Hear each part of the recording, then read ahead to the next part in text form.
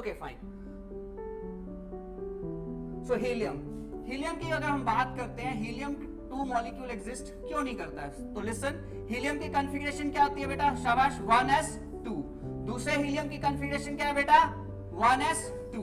Okay fine. तो होता क्या है, ये हीलियम का न्यूक्लियस और इसके आसपास कितने इलेक्ट्रॉन्स? 2 इलेक्ट्रॉन्स। ये दूसरा हीलियम का न्यूक्लियस और इसके आसपास कितने इलेक्ट्रॉन? 2 इलेक्ट्रॉन्स। तो हम अट्रैक्टिव फोर्सेस को देखते हैं पहले। कितनी अट्रैक्टिव फोर्सेस? ये इसके तरफ अट्रैक्ट हो रहा है, ये इसकी तरफ अट्रैक्ट हो रहा है कि नहीं हो रहा है? Is that clear to all? Fine.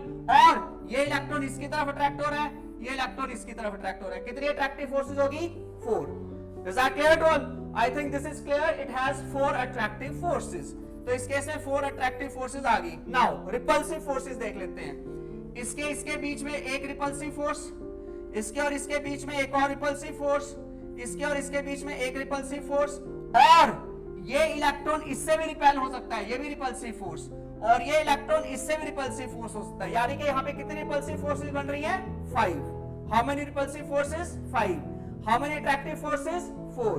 Repulsive forces का नंबर ज्यादा है, अट्रैक्टिव फोर्सेस का नंबर कम है। That is why repulsive forces ज्यादा है, इसलिए हीलियम का मॉलिक्यूल एग्जिस्ट नहीं करता है। अट्रैक्टिव फोर्सेस कम है, रिपल्सिव फोर्सेस ज्यादा है, इसलिए He2 एग्जिस्ट नहीं करता। आपको अब यहां से क्लियर नहीं हुआ अगर रिपल्सिव फोर्सेस कितनी है, तो हम यहां पे ड्रॉ कर देते हैं। सी इन दिस केस हमारे पास ये न्यूक्लियस है और ये न्यूक्लियस है, ये इलेक्ट्रॉन है, ये इलेक्ट्रॉन है, ये इलेक्ट्रॉन है, ये इलेक्ट्रॉन। मैं सिर्फ रिपल्सिव फोर्सेस की बात करता हूं। ये इसके साथ रिपेल हो रहा है, एक रिपल्सिव फोर्स, ये इसके साथ रिपेल हो रहा है, दूसरी रिपल्सिव फोर्स, ये इससे रिपेल हो रहा है, 3 repulsive forces. 3 repulsive forces are clear to all? समझ आ गई बात? अट्रैक्टिव का ऊपर मैं अलग बना दूंगा, डोंट वरी अबाउट इट। अब ये इलेक्ट्रॉन भी तो इससे रिपेल होगा, क्योंकि ये इलेक्ट्रॉन अलग है, ये इलेक्ट्रॉन अलग है। Is that clear to all? ये इलेक्ट्रॉन भी तो इससे रिपेल होगा कि नहीं होगा? ये इलेक्ट्रॉन इसको रिपेल करेगा, ये इलेक्ट्रॉन इसको रिपेल करेगा, ये इलेक्ट्रॉन आपस में एक दूसरे को रिपेल करेगा। टोटल कितनी होगी? 5। 4 इलेक्ट्रॉन इलेक्ट्रॉन के बीच में और 2 न्यूक्लियस और न्यूक्लियस के बीच में। Is that clear to all? Fine. अगर हम अट्रैक्टिव फोर्सेस की बात करते हैं यहाँ पे, इसकी अगर हम बात करते हैं तो इसमें रिपल्सिव फोर्सेस को हटा देता हूं मैं, देन विल सी। ये रिपल्सिव फोर्स हटा दी मैंने यहाँ पे। This is the repulsive force.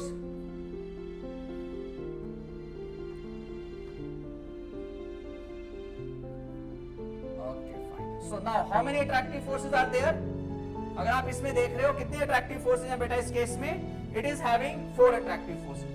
इस इलेक्ट्रॉन इस न्यूक्लियस की तरफ, इस इलेक्ट्रॉन इस न्यूक्लियस के बीच में, इस इलेक्ट्रॉन इस न्यूक्लियस के बीच में, इस इलेक्ट्रॉन इस न्यूक्लियस के बीच में। It is having 4 attractive forces. Is that clear to all? Fine. It is having 4 attractive forces. Repulsive forces की बात करते हैं तो रिपल्सिव फोर्सेस की अगर हम बात करते हैं तो यहाँ पे नजर आ रही है कितनी repulsive forces? 1 2 3 4 and 5। So it is having 5 repulsive forces. Because repulsive forces are more as compare to attractive forces, इसीलिए हीलियम का मॉलिक्यूल He2 की फॉर्म में एग्जिस्ट नहीं करता। Is that clear to all?